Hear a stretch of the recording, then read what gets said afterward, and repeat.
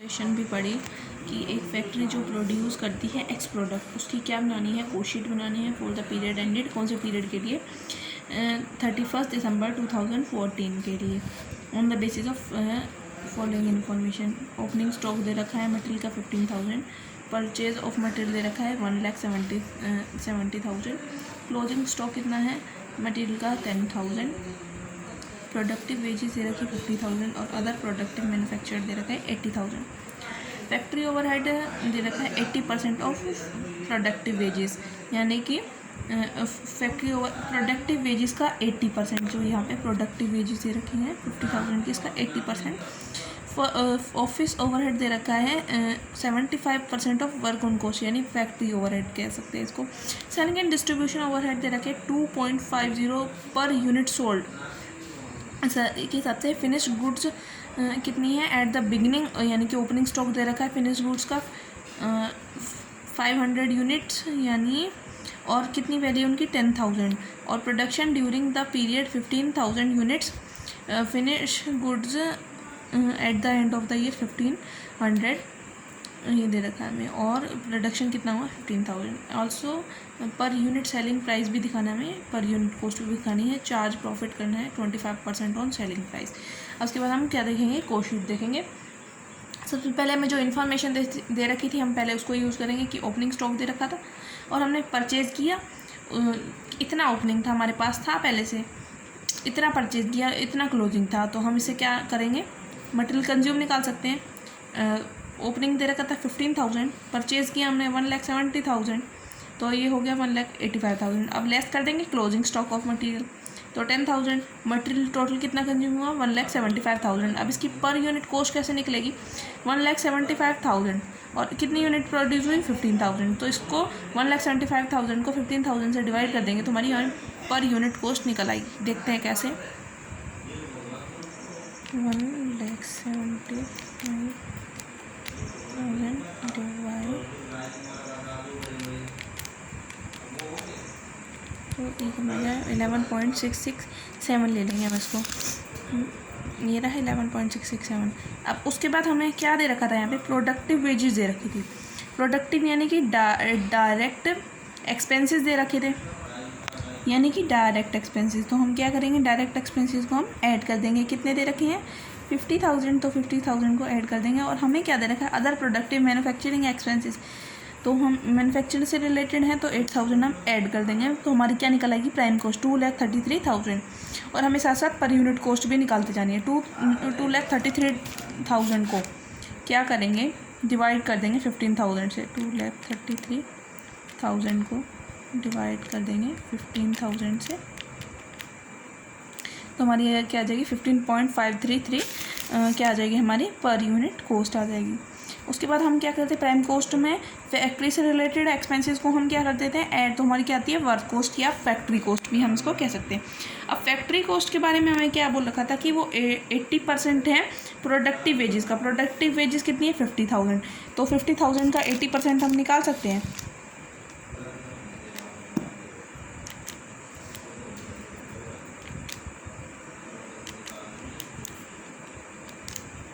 कितना आ गया 40,000, तो हम यहाँ करेंगे इसको 40,000 ऐड कर देंगे। 2,33,000 में 40,000 ऐड करेंगे तो ये हमारी क्या आ जाएगी फैक्ट्री कॉस्ट, ये हमारी फैक्ट्री कॉस्ट आ गई। फैक्ट्री कॉस्ट को 2,73,000 को डिवाइड कर देंगे 15,000 से, तो हमारी आ जाएगी पर यूनिट कॉस्ट 18.200। जब हम वर्क कॉस्ट में या फैक्ट्री कॉस्ट में ऑफिस से रिलेटेड एक्सपेंसेस को जोड़ देते हैं तो हमारी क्या आ जाती है वो कॉस्ट ऑफ प्रोडक्शन। तो कॉस्ट ऑफ प्रोडक्शन ऑफिस से रिलेटेड क्या रखा है, office overhead 75% of work on cost, यानी कि फैक्ट्री ओवरहेड का 75% क्या है ऑफिस ओवरहेड। तो कितना है फैक्ट्री के ओवरहेड कितने हैं 40,000, 40,000 का कितना 75,000,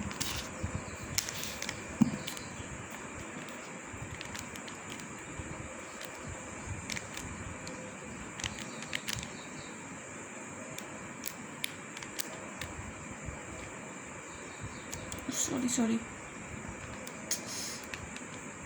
75%, तो कितना आ गया 30,000 ये हमने यहाँ पे 30,000 लिख लिया। अगर हम फैक्ट्री ओवरहेड में या फैक्ट्री कॉस्ट में को ऑफिस ओवरहेड को जोड़ देते हैं तो कॉस्ट ऑफ प्रोडक्शन आ जाता है। ये आ गया, ये आया हमारा 3,03,000। ठीक है, हमारे पास कितनी यूनिट्स थी? 1500 यूनिट्स थी। 1500 यूनिट प्रोड्यूस की थी। उसके बाद हमें ओपनिंग स्टॉक भी दे रखा था फिनिश गुड्स का। कितना दे रखा था? ये दे रखा है finish units in the hand of beginning 500 units हैं। कितने की? 10,000 रुपये की। और हमें क्लोजिंग के बारे में भी दे रखा कि फिनिश गुड्स कितनी है? 1500 यूनिट है। सॉरी फिनिश यूनिट्स हैं एंड ऑफ द 1500। हाँ 1500 है, लेकिन हमें इसकी वैल्यू नहीं बता रही, तो हम निकाल लेंगे कैसे। जैसे कि ये दे रखा था 500 यूनिट तो और हैं और 10,000 की हैं, तो ये ओपनिंग तो ऐड हो जाएगी, कॉस्ट ऑफ प्रोडक्शन में ये हो जाएगा 3,13,000। उसके बाद लेस करना है और कितने रुपीज़ से हमें देखना है इसको? 20 रुपये पॉइंट 20 पैसे, जो कि ये हमारी यहाँ पर निकल के आई है। उसके बेस पर हमें यहाँ पर यूनिट कॉस्ट निकालेंगे हम इसकी। क्लोजिंग स्टॉक ऑफ इतने की इतने से, तो ये आ जाएगी 30,300 और टोटल कितनी यूनिट्स हो जाएंगी हमारी? 14,000। ये हमारा total cost of good sale आ जाएगा 2,82,700। सेलिंग एंड डिस्ट्रीब्यूशन से रिलेटेड भी हमें कुछ बोल रखा था क्या? ये रहा सेलिंग एंड डिस्ट्रीब्यूशन ओवरहेड कितने रुपए से लेना है? 2.50 पर यूनिट सोल्ड, इतने हिसाब से सोल्ड हुआ। सेलिंग एंड डिस्ट्रीब्यूशन इतनी, यानी कि इतनी टोटल यूनिट निकल आई, इतने के बेस पर हमारी क्या हुई? सोल्ड हुई। तो कैश सेल हमारी निकल आएगी, इसको इससे गुणा करेंगे तो 35,000, और हम क्या कर देंगे? लेस कर देंगे इनको, 3,17,000 को इसमें जोड़ेंगे। लेस क्यों करेंगे? तो ये आ जाएगा 2,82,700 में 35,000 जोड़ देंगे तो 3,17,700 आ जाएगा। उसके बाद हमें प्रॉफिट दे रखा था 25% बोल रखा था सेलिंग प्राइस का। यहाँ पे दे रखा है 4 प्रॉफिट सेलिंग प्राइस का 25% हमें यहाँ पे बोल रखा था। तो सेलिंग प्राइस हमारा आ गया था 3,17,700, तो उसका 25% हम निकाल सकते हैं। और ऑन सेल बोला है, इसलिए इसने यहाँ पे ऑन सेल बोला है, तो इसका फॉर्मूला हमारा ये होगा। अगर हमें परसेंट प्रॉफिट निकालना है सेलिंग प्राइस पर, तो टोटल कॉस्ट जितनी हुई, टोटल कॉस्ट हमारी कितनी हुई? 3,17,700 मल्टीप्लाई में रेट का परसेंट उसने बोल रखा है 25। ठीक है, उसके बाद में 100 रेट का प्रॉफिट माइनस हो जाएगा, तो यहाँ आ जाएगा